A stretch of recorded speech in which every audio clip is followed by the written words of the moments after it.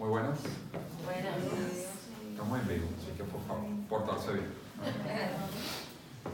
Bueno, qué bueno poder regresar este año aquí.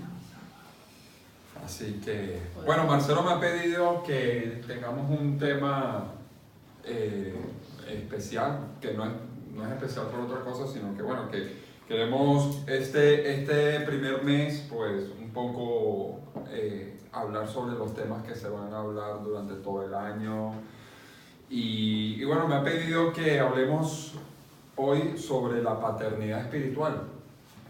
Y bueno, eso tiene muchos enfoques, ¿no? Bueno, evidentemente podemos verlo desde el punto de vista de cómo Dios es nuestro Padre, o cómo nosotros podemos ser padres espirituales de nuestros hijos.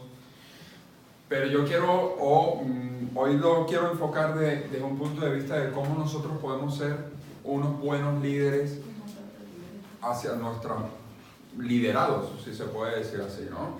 Que al fin y al cabo, si nosotros somos buenos líderes, al final somos unos padres espirituales para esas personas, ¿no? ¿Por qué? Porque le enseñamos lo que nos han enseñado a nosotros. Y querramos o no, pues eso es lo que hace un padre con sus hijos. Un padre con sus hijos pues le enseña buenas educaciones, buenas normas, buenas cosas. Y un buen líder le enseña a sus discípulos a ser una buena persona espiritual.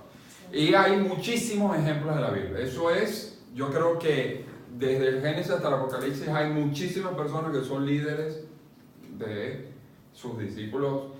Pero yo quiero elegir, o he elegido, a una persona que yo me identifico mucho con ella, o con él, perdón, porque es una persona que en su carácter, en su actitud, yo soy muy parecido. Y ese es Pedro. Yo soy parecido en él en el carácter, básicamente. No, mentira. Me siento muy identificado con él porque Pedro fue una persona muy testaruda. Pedro fue una persona muy altanera, muy prepotente. Creía que se lo sabía todo. Y yo muchas veces, la gran mayoría de las veces, tengo esa actitud, creo que me la sé todo y siempre mi suegro me dice Zapata, si no la gano, la empata. O sea, a mí no me gusta perder, yo tengo esa actitud. Pedro es así, o era así. Y yo me siento muy identificado con él y me gusta estudiar la vida de Pedro porque me gusta y me quiero sentir reflejado en cómo él pasó de una persona muy cabezota, muy testaruda, muy prepotente, a ser la roca, o como la llamó Jesús, la roca donde se va a fundamentar la iglesia. Y evidentemente en la Biblia, al que vemos que estuvo ahí al pie de cañón con Pedro, fue el mismo Señor Jesucristo. Pero no quiero que veamos a Jesucristo como el Hijo de Dios, sino a Jesucristo como hombre, como líder que le enseñó a Pedro a hacer lo que es. No vamos a ver toda la historia de Pedro, la sabemos. Un pescador, o fue un pescador que lo vio a Jesús y le dijo, ven y sígueme. Él pues fue, lo siguió y pasó por muchos procesos. Tuvo muchas dudas. Recordemos algunos eventos como que, bueno, ¿cómo vamos a multiplicar tantos panes, tantos peces, Señor? O sea, esto es imposible. El Señor Jesucristo le enseñó. También con la mujer que tuvo el flujo de sangre, le dijo, Señor, pero vamos a ver, tú no estás viendo todo lo que está a tu alrededor. Pero nos damos cuenta que le hacía preguntas complicadas, como diciendo, bueno, Señor, ¿cuántas veces hay que perdonar? O sea, esto es infinito y ya está. Y Jesús le enseñó, y vemos en el proceso durante todos los evangelios que Jesucristo fue amoldándolo. Pero no como hijo de Dios, que también lo hizo, sino como líder, como su padre espiritual. Y vemos una de las grandes culminaciones de Jesucristo cuando ya está en la cena, en la última cena, y vemos en Lucas, vamos a buscar Lucas 22, versículo 31. Vemos que Pedro todavía tenía a estas alturas, ya después de 3 años, o bueno, 2 años y medio que ha pasado con Jesucristo, todavía tenía ciertas cosas de su pasado testarudo, de su pasado de incredulidad, ¿no? Vemos en el versículo 31 de Lucas 22, 31. Dijo también el Señor: Simón, Simón, he aquí Satanás os ha pedido para zarandearos como a trigo. Pero yo he rogado por ti que tu fe no falte, y tú, una vez vuelto, confirma a tus hermanos. Él le dijo: Señor, dispuesto estoy. Esto es Pedro, ¿no? Señor, dispuesto estoy a ir contigo no solo a la cárcel, sino también a la muerte. Y el Señor Jesucristo le dijo: Pedro, te digo que el gallo no cantará hoy antes que tú niegues 3 veces que me conoces.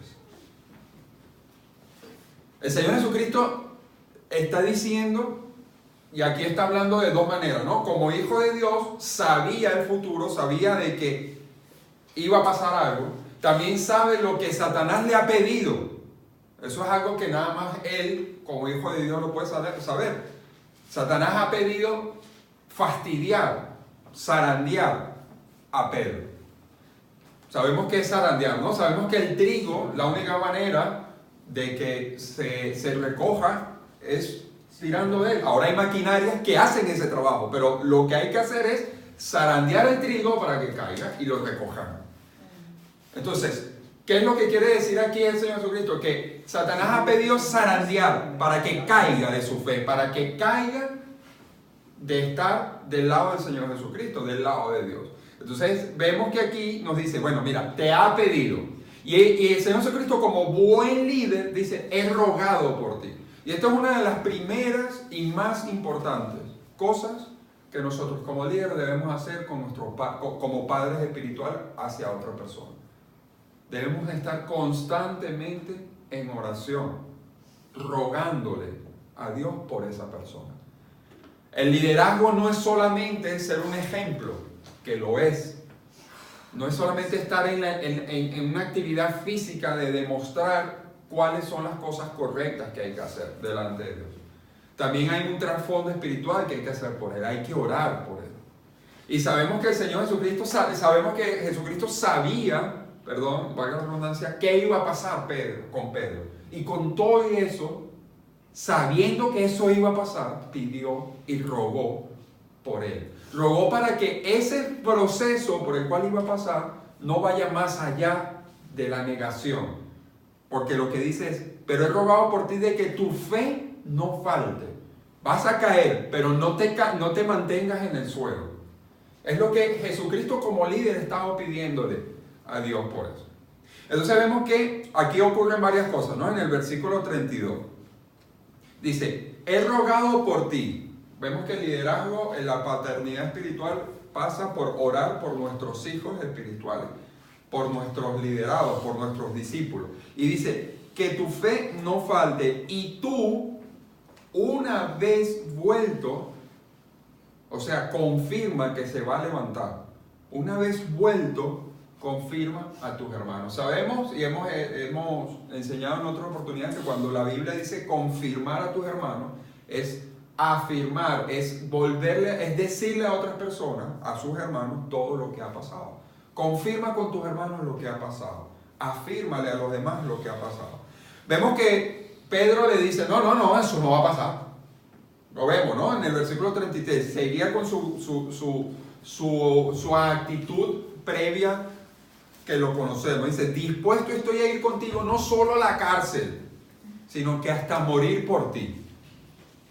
Hasta morir por ti. Y el Señor Jesucristo le dijo lo que ya sabemos, ¿no? Que lo va a negar 3 veces antes de que cante el gallo. Vamos a ver ese evento, ¿no? En el versículo 60. Pedro dijo: hombre, no sé lo que dices. Y enseguida, mientras él todavía hablaba, el gallo cantó. Entonces, vuelto el Señor, miró a Pedro, y Pedro se acordó de la palabra del Señor que le había dicho: antes que el gallo cante, me negarás 3 veces. Y Pedro, saliendo fuera, lloró amargamente. Vemos que hoy conocemos a Pedro de 2 maneras. De Pedro se predica de 2 maneras: su antigua vida y su nueva vida. Su antigua vida de ser una persona muy testaruda, muy cabezota, muy prepotente. Pero también vemos que se predica de Pedro como uno de los pilares fundamentales de la iglesia primitiva. Se predica de Pedro como una persona que demostró amor por haber predicado a los gentiles. Vemos que se predica de Pedro de muchísimas maneras. Entonces vemos que hubo un proceso de cambio de parte de Pedro antiguo, testarudo, a Pedro nuevo, como pilar fundamental de la iglesia primitiva.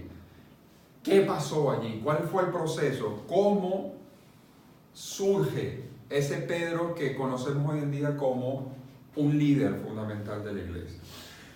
Vamos a ver, dice que, ¿qué fue lo que pasó? Vemos que Jesucristo oró por Pedro, ¿verdad? Satanás pidió fastidiar a Pedro. Satanás pidió que caiga Pedro porque seguramente, sospecho yo, que seguramente Satanás sabía cuál era el futuro de Pedro. Entonces déjame que caiga ahora, no vaya a ser que más adelante haga algo mucho más fuerte a nivel espiritual de lo que está haciendo ahora. Entonces vemos que Satanás se adelanta y Cristo, como un buen líder de Pedro, ora por él. Dice, cuando estamos bien pegados al Señor, cuando nosotros estamos bien pegados al Señor, como lo estuvo Pedro, Satanás va a querer estar en contra nuestra. Eso es algo que por ley lo sabemos. Por ley sabemos que entre más cerca estemos del Señor Jesucristo, más cerca estamos y tenemos una relación más directa con Dios, ahí es cuando más difícil la pasamos. Porque tenemos más tentaciones, tenemos más dudas, tenemos más tropiezos, tenemos más piedras con que caernos. Eso es así. A Satanás no le interesa alejarnos más de Dios. Cuando ya estamos lejos de Satanás, pues está disfrutándolo. Pero entre más cerca estemos de él, más Satanás va a querer estar contra nosotros.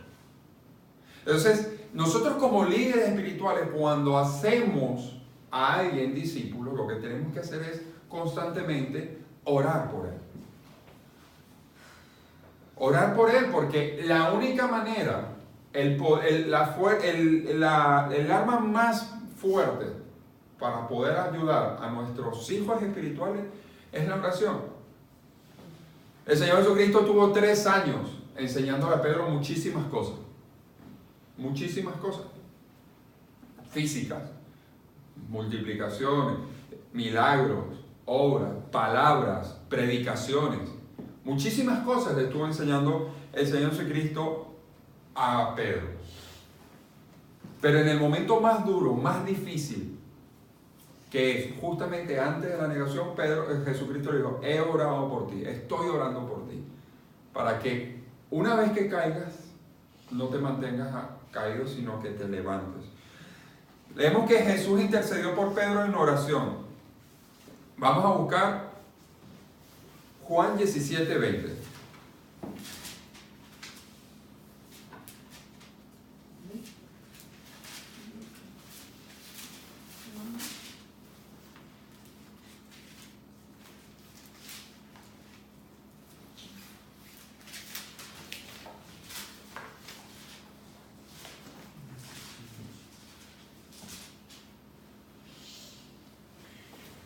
Dice, cuando Jesús ora por sus discípulos en el monte de Getsemaní, dice, mas no ruego solamente por esto, sino también por los que han de creer en mí por la palabra de ellos, para que todos sean uno como tú, oh Padre, en mí y yo en ti, que también ellos sean uno en nosotros, para que el mundo crea que tú me enviaste.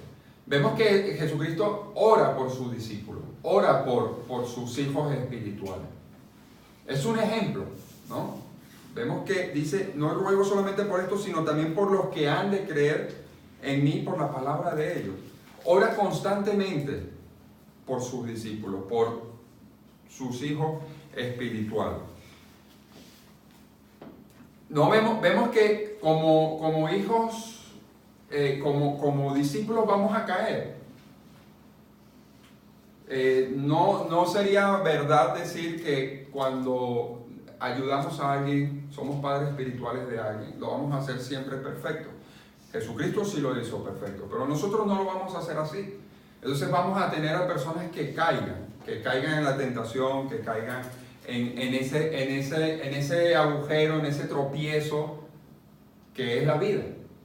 Entonces, como padres espirituales, lo que tenemos que hacer es tener ese, yo lo puse así, ese gallo que nos recuerde. ¿Qué hacen los gallos? Cantar. ¿No? ¿Cuál es la función de los gallos? Despertar. Bueno, más que no es despertar, es cantar, ¿no?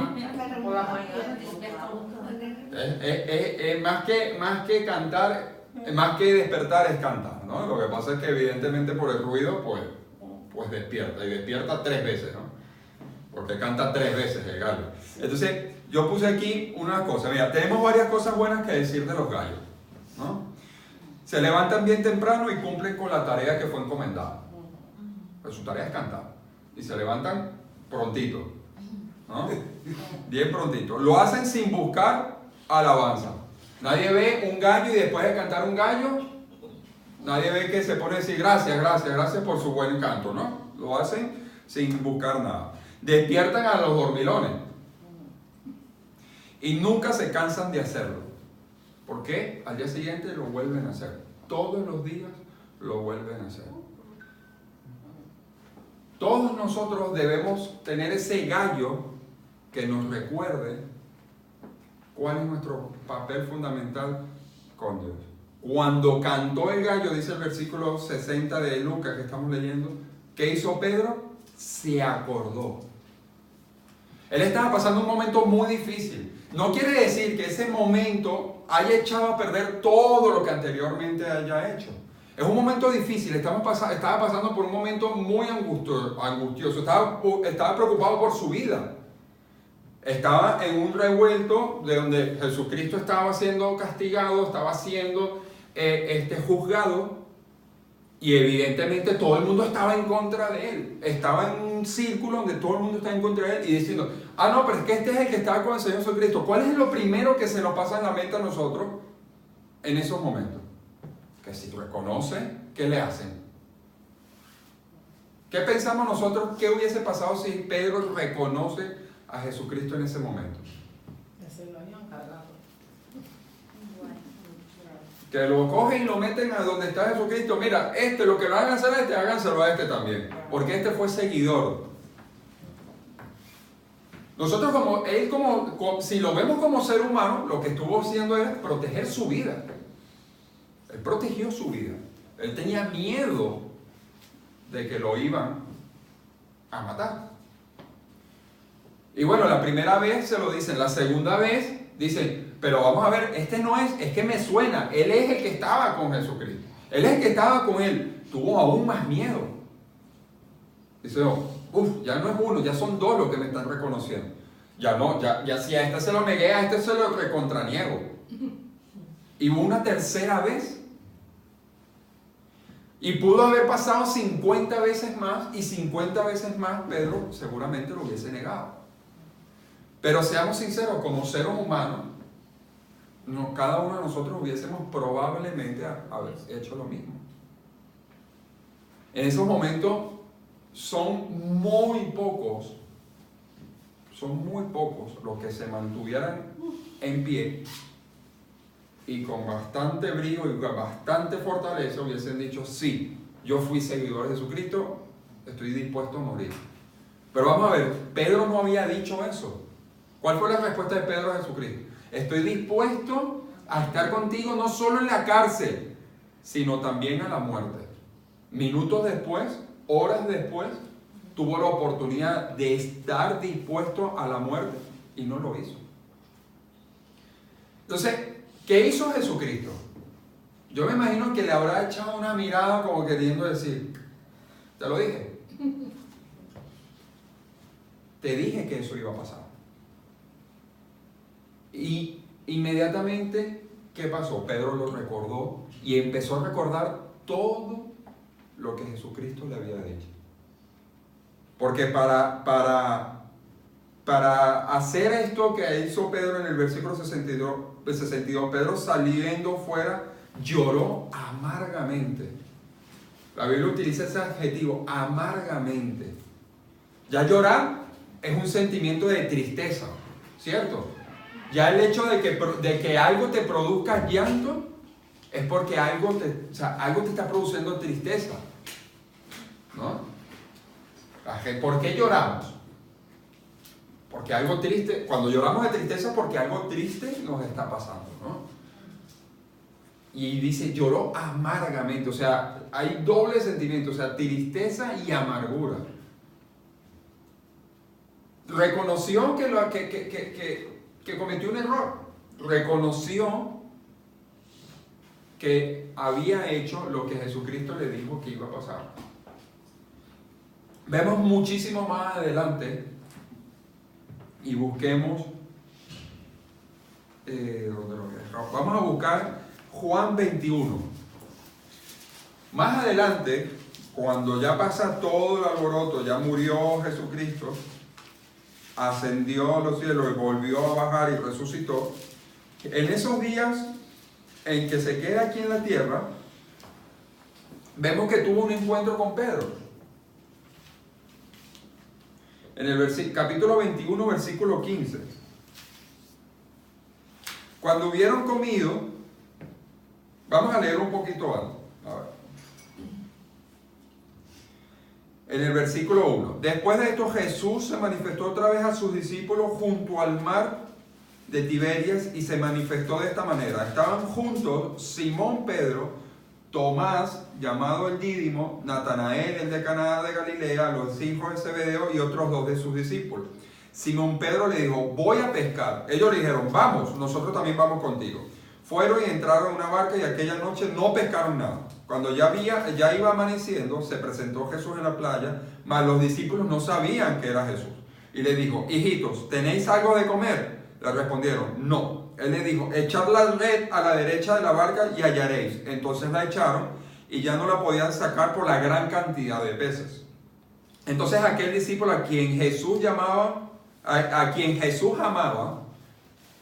dijo a Pedro, es el Señor. Simón Pedro, cuando oyó que era el Señor, se ciñó la ropa porque se había despojado de ella y se echó al mar. Y los otros discípulos vinieron con la barca arrastrando la red de peces, pues no distaban de la tierra sino a 200 codos. Al descender a tierra vieron brasas puestas y un pez encima de ellas y pan. Jesús les dijo, traed de los peces que acabáis de pescar.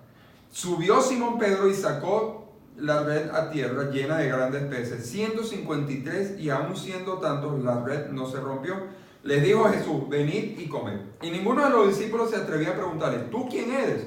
Sabiendo que era el Señor. Vino pues Jesús y tomó el pan y les dio y asimismo el pescado. Esta ya era la tercera vez que Jesús se manifestaba a sus discípulos después de haber resucitado de los muertos. Y prestar atención, ¿no? Vemos lo que había pasado anteriormente. Cuando hubieron comido, Jesús dijo a Simón Pedro, Simón, hijo de Jonás, ¿me amas más que a estos? Le respondió, sí, Señor, tú sabes que te amo. Jesucristo le volvió a decir, apacienta mis ovejas, mis corderos. Volvió a decirle la segunda vez, Simón, hijo de Jonás, ¿me amas? Pedro le respondió, sí, Señor, tú sabes que te amo. Le dijo, pastorea mis ovejas. Le dijo por tercera vez, Simón, hijo de Jonás, ¿me amas? Pedro se entristeció de que le dijese por tercera vez, ¿me amas? Y le respondió, Señor, tú lo sabes todo, tú sabes que te amo. Jesús le dijo, apacienta mis ovejas. De cierto te digo que cuando eras más joven, te ceñías e ibas a donde querías, mas cuando ya seas viejo, extenderás tus manos y te ceñirá otro y te llevará a donde no quieras. Esto dijo dando a entender con qué muerte había de glorificar a Dios, y dicho esto añadió, sígueme. Vemos aquí algo que yo quiero que nos demos cuenta. No lo busquemos, yo lo voy a buscar, pero en Lucas 22, cuando Jesucristo habla de lo que va a hacer, dijo: Pedro, Pedro, he aquí Satanás os ha pedido zarandearos. ¿Cómo lo llama? ¿Cómo Juan? ¿Cómo lo llama? Pedro. En Juan, ¿cómo lo llama? Simón. Lo vuelve a llamar como se llamaba antes. Algunas personas interpretan esto como que es una manera de decirle: has vuelto a cometer el error como eras antes. Algunas interpretaciones de esto, que es una interpretación, ¿no? Cada uno lo puede interpretar, no es una interpretación literal de lo que dice la Biblia, es una interpretación de lo que cualquier persona puede leer, de decir, bueno, constantemente lo llama Pedro, y luego de la negación de 3 veces lo llama Simón, como lo llamaba antes, ¿no? ¿Cómo lo bautizó Jesucristo? Le dijo: ya no te llamarás Simón, te llamarás Pedro. ¿Por qué? Porque sobre esta roca se fundamentará la iglesia. Le cambió el nombre, le dijo: bueno, sobre esta persona se fundamentará la iglesia primitiva. Y ya no lo llama Pedro, sino que lo vuelve a llamar Simón. Entonces vemos que le hace la pregunta 3 veces: ¿me amas? No es que Jesucristo dude del amor de Pedro. Lo que le está haciendo entender es que realmente me amas. Realmente me amas. Si realmente me amas, pues haz lo que te he enseñado todo este tiempo. Apacienta mis ovejas. Pastorea a mis ovejas. Vemos que aún en la negación le niega 3 veces Pedro, pero Jesucristo no lo abandona. Jesucristo lo vuelve a buscar y le vuelve a enseñar. Sigue en el proceso de aprendizaje. Un buen padre espiritual lo que hace con sus discípulos es enseñarle constantemente. Da igual que se caiga, da igual que se equivoque. Se tiene que volver a levantar. Tenemos que ayudarlo a volverse a levantar. Seguir rogando por él y seguirle enseñando. Si tenemos que retroceder en la enseñanza, pues retrocedemos. Le volvemos a enseñar lo que parece que se le ha olvidado. Pero tenemos que estar en ese proceso constante de enseñanza. El Señor Jesucristo nunca abandonó a Pedro. Nunca lo dejó solo. Yo creo que aún en esa mirada profunda que Jesucristo le hizo cuando le negó la 3ª vez, le enseñó diciéndolo: te lo dije. Recuerda lo que te dije. Levántate y enséñale a mis hermanos lo que estás viendo, lo que has visto. Y se lo vuelve a recordar. Apacienta mis ovejas, pastorea mis ovejas. Jesucristo le enseñó a Pedro a ¿qué? A ser un discípulo, para que sea un líder, para que sea el líder de la iglesia primitiva. Evidentemente, la roca donde se fundamenta la iglesia es Jesucristo. Pero al nombrar a Pedro como esa roca, lo que quiere decir es que tú eres el que vas a guiar a la iglesia. Tú vas a ser esa base de liderazgo que va a fundamentar o va a ser fundamento para la iglesia.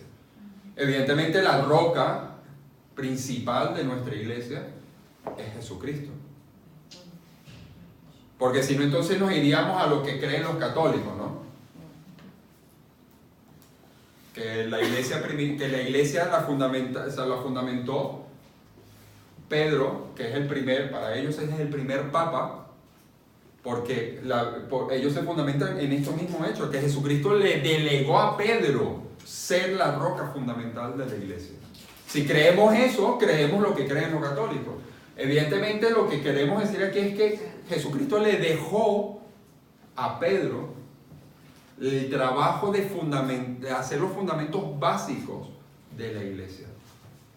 Y lo hizo, porque hemos estado estudiando hasta ahora el trabajo de Pedro en los primeros 12 capítulos de Hechos. Hemos visto cómo Pedro ha hecho ese trabajo. Un buen padre espiritual hace lo que hace Jesucristo. Ruega por su hijo espiritual, por su discípulo. Le enseña en todo momento. Y aun cuando se caiga, no lo abandona, sino que lo ayuda a levantarse. Evidentemente la persona se tiene que levantar. Aquí vemos que Pedro se levantó. Un hecho que me llama la atención, que muestra su arrepentimiento, es que cuando Pedro, apenas supo Pedro que Jesucristo era el que estaba allí, ¿qué hizo? Se vistió rápido y no esperó a que el barco llegara a la orilla. Él se lanzó al agua a nadar a la orilla para estar con Jesucristo. Los otros eran discípulos de Jesucristo que también querían estar con él, pero él mostró ese interés de estar al lado de su maestro, de su líder, de esa persona que le enseñó. Y no perdió oportunidad Jesucristo en enseñarle en ese momento, ¿no? Dice, Simón, hijo de Jonás, ¿me amas? Y vemos que yo considero que esta pregunta se la hace 3 veces, no sé si por alguna cuestión de la negación de 3 veces. Hay personas que dicen eso, hay eruditos que dicen que es que la pregunta se lo hace 3 veces porque él negó 3 veces. Sea lo que sea, muchas veces yo le digo a mi mujer, le digo, mira Marlene, tú cuando tú sepas que algo estoy haciéndolo mal y yo sigo de testarudo haciéndolo mal, insísteme. Aunque yo no me dé cuenta, insísteme. Si tú consideras que lo que estás haciendo está bien y yo lo estoy haciendo mal y te estás dando cuenta que yo lo estoy haciendo mal, insísteme. Porque evidentemente tenemos ese trato, ¿no? No es que ella me va a ignorar, no, yo lo que quiero es que ella me ayude, me enseñe a dejar de ser testarudo para hacer las cosas correctamente. Porque perfectamente Marlene lo que puede hacer es quitarlo de un lado y hacerlo bien. Por ejemplo, con Rodrigo, con nuestros hijos. Si yo lo estoy regañando y lo estoy regañando sin fundamento, pues mi mujer lo que puede hacer es quítate y no lo regañes y ya está. Pero no voy a aprender. No voy a aprender. Porque pasado mañana lo voy a volver a hacer. Entonces el trato que yo tengo con ella, porque yo me conozco y yo sé que soy débil en eso, le digo, Marlene, cuando tú me veas a mí, haz algo, no sé, empújame, pégame, haz algo que yo me dé cuenta que lo estoy haciendo mal. Yo veo que esa pregunta que Jesucristo le hace a Pedro, yo me siento, si yo se lo digo a Marlene, digo, pregúntame, insísteme. No es una cuestión de duda, es para que yo entienda lo que está haciendo. Yo creo, por la actitud y por el carácter de Pedro, yo creo que es una teoría mía, ¿no? Yo diciendo, le pregunta 3 veces, es para que diciendo, hey, me amas, recuerda, me amas. Olvídate que me has negado, me amas. ¿Se lo recordó Jesucristo? ¿Se lo recordó? No, lo olvidó. Se sienta a comer con él. Se sienta a comer con él y dice, mira, vamos a compartir el pan, los peces, no sé qué, vamos a compartir. Y en una conversación normal y corriente le pregunta, ¿me amas? Apacienta mis ovejas. ¿Me amas? ¿Realmente me amas? Bueno, apacienta mis ovejas. ¿Me amas? Se entristece y con todo eso que se entristece le dice, apacienta mis ovejas. Recuerda apacentar mis ovejas. La oración de Jesucristo es, ruego por ti para que tu fe se mantenga y una vez te caigas, te levantes. ¿Qué le estás recordando aquí? Ya te has levantado. Apacienta mis ovejas. ¿Por qué? Porque la oración, ¿cómo hace? Dice, una vez vuelto, una vez que reconozcas y una vez te levantes, haz el trabajo que te he encomendado. Confirma a tus hermanos.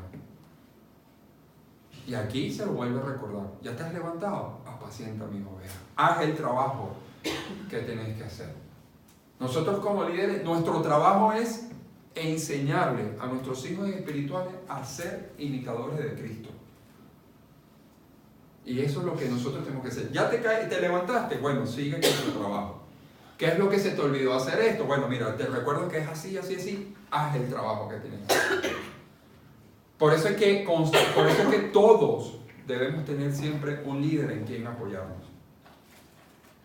Aún los pastores.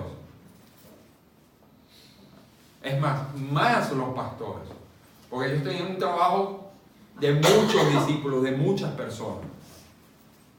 Y con esto termino.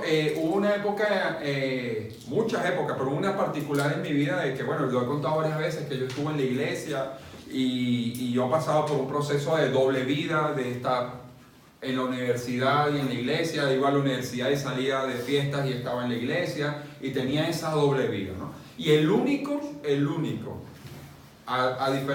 después de mis padres, el único que sabía la doble vida que yo llevaba, sin yo contarle nada, sin yo decirle nada, era el que yo consideraba mi padre espiritual, y que lo sigo considerando mi padre espiritual. Él una vez se sentó conmigo y me dijo: mira, José Antonio, la vida que estás llevando, un día, no importa, me dijo, no importa las cuestiones espirituales que te puedan pasar, las consecuencias espirituales, la reprensión que te pueda hacer Dios, o que te discipline en la iglesia, o que dejes de tocar. Esas son consecuencias tontas al lado de lo que realmente te puede pasar por llevar una doble vida. Me dijo: llevar una doble vida lo que te va a hacer es que no tengas ni una ni la otra vida. Me acuerdo de esa palabra. Y a partir de ese día, yo empecé a reflexionar de una manera totalmente distinta. Y él, a mi lado, me ayudó. Y gracias a Dios y gracias a él, pude salir. Pasé por los procesos que él me dijo que iba a pasar. Estuve un tiempo apartado, estuve un tiempo sin hacer actividades en la iglesia, estuve un tiempo enemistado con mis padres, con mi familia. Me dijo: vas a pasar por ese proceso duro, pero luego, si dejas de llevar esa doble vida, vas a tener... Y si no fuera por ese padre espiritual que yo tuve, y que lo sigo teniendo porque seguimos hablando y nos seguimos tratando, seguramente yo no hubiese podido estar aquí hoy. Porque él fue uno de los pilares fundamentales para que yo pudiera salir de ese agujero que se estaba convirtiendo cada vez en más negro. Porque yo pensaba que llevaba una vida perfecta, llevaba una vida en la iglesia donde hacía lo que quería, y fuera de la iglesia también hacía lo que quería. Hasta que me di cuenta, pasé por un proceso duro como lo pasó Pedro, de negar, de miedo por su vida, de tener que huir, de tener que estar escondido, de tener que regresar a su antiguo trabajo, que era ser pescador, de dejar por completo el trabajo ministerial, sino que dedicarse a su trabajo anterior, que era ser pescador. Y Jesucristo le vuelve a decir: sí, apacienta mis ovejas. Y vemos que del libro de Juan, que es cuando termina esto, al libro de los Hechos, que pasaron muchos días, pero de esos días vemos a un Pedro totalmente distinto. Desde el mismo capítulo 1 de Hechos vemos a un Pedro totalmente distinto. A ese Pedro que en Lucas negó al Señor Jesucristo. Y eso fue gracias a un padre espiritual como lo fue Jesús en la vida de Pedro. Dios le bendiga. Amén.